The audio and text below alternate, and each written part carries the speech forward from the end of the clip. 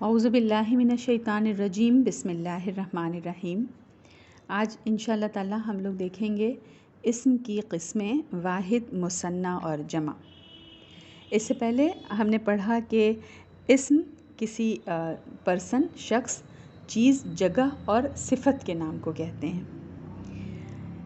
اسم جو ہے وہ تعداد کے لحاظ سے یعنی گنتی کے لحاظ سے تین طرح کا ہوتا ہے: ایک، دو اور دو سے زیادہ، یعنی تین اور اس سے پھر آگے گنتی جتنی بھی ہو وہ، یعنی ایک کو واحد، دو کو مثنیٰ اور جو دو سے زیادہ اس کو جمع کہتے ہیں۔ واحد مطلب وہ اسم ہے جس سے ایک انسان، چیز یا جگہ کا نام معلوم ہو۔ دوسرا ہے مثنیٰ۔ مثنیٰ دو کو کہتے ہیں، وہ اسم ہے جس سے دو پرسن، دو شخص، دو چیز اور اس طرح سے وغیرہ وغیرہ مطلب جگہوں وغیرہ کا نام سمجھا جائے، دو کا مطلب ہو۔ اور جمع وہ اسم ہے جس سے دو سے زیادہ چیزوں اور انسانوں، شخصوں، جگہوں وغیرہ کو سمجھا جائے۔ تو یہ ہے اسم کی قسمیں تعداد کے لحاظ سے۔ ہم نے پہلے پڑھا تھا نا کہ اسم کہتے ہیں وہی شخص، چیز، جگہ اور صفت کے نام کو، تو ہم لوگ کچھ مثال سے اسم کی اس قسموں کو سمجھتے ہیں جس میں یہی دو قسم کے اسم نظر آئیں گے، یعنی کہ لوگوں کے نام یا صفت۔ مثال میں آج ہم لوگ جو سمجھیں گے وہ یہی ہوگا۔ جیسے مثال کے طور پر ہم لوگ لیں الولد عاقل، المعلم مخلص، المعلمۃ مسلمۃ۔ ترجمہ ہے اس کا کہ لڑکا عقل مند ہے، استاد مخلص ہے اور معلمہ مسلمان ہے۔ پھر دوسری قسم کی مثال دیکھتے ہیں، الولدان عاقلان، دونوں لڑکے عقل مند ہیں، المعلمان مخلصان، دونوں استاد مخلص ہیں، المعلمتان مسلمتان، دونوں معلمہ یعنی استانیاں مسلمان ہیں۔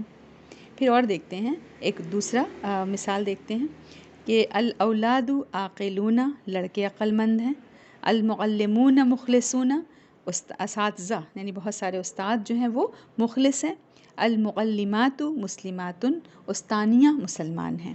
یہ مثالیں ہم نے لیں۔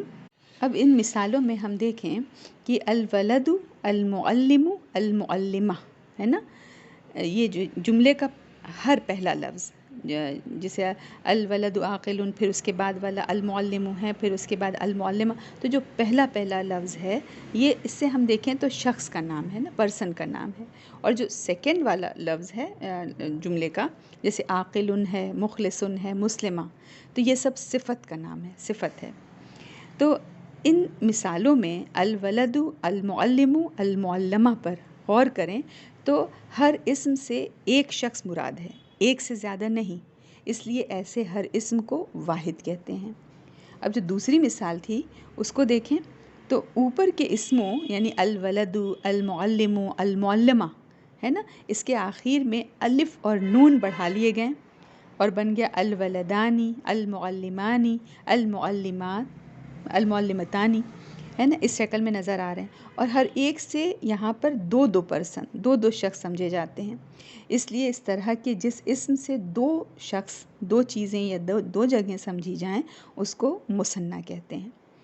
اس سے دیکھیے ایک چیز اور ہمیں دکھی، ایک اور چیز ہمیں پتہ چلی کہ جب دو کہنا ہو تو جو واحد تھا نا، اسی واحد اسم کے آخر میں الف، یہ باتیں دھیان سے سنیے گا کہ الف اور نون بڑھا کر الف سے پہلے کے حرف کو فتحہ یعنی زبر، اور جو نون بڑھا ہے نون کو کسرہ یعنی زیر دیتے ہیں۔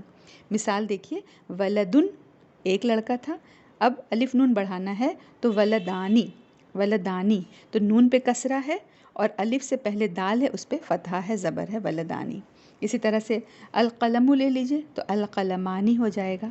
اب تیسری اس کو مثال کو دیکھتے ہیں کہ انہی اسموں کو جو پہلے آ چکے ہیں، ہے نا، یعنی الولد ہے، المعلم ہے اور المعلمہ ہے، اب یہاں پر کیا بن گیا ہے؟ الاولاد بن گیا ہے، المعلمون بن گیا ہے اور المعلمات بن گیا ہے۔ تو مطلب یہ کہ الولد اور المعلم، المعلمہ سے بنا کر جمع کا فائدہ لیا گیا ہے ان سے۔